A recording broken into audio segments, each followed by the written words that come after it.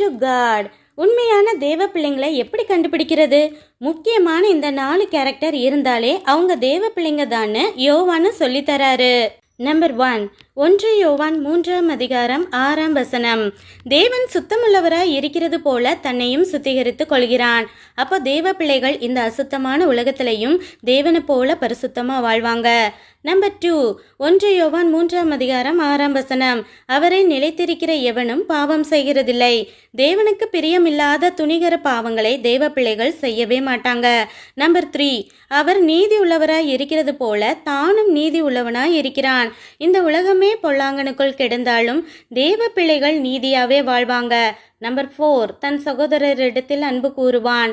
தன் கூட பிறந்த சகோதரர்களையும் சர்ச்சில் உள்ள சக விசுவாச சகோதரர்களையும் எந்த பொறாமையும் உள்நோக்கமும் இல்லாமல் உண்மையாக நேசிப்பாங்க. ஏன்னா இனிமேல் தேவ பிள்ளைங்களை ஈஸியாக ஐடென்டிஃபை பண்ணிடுவீங்க தானே.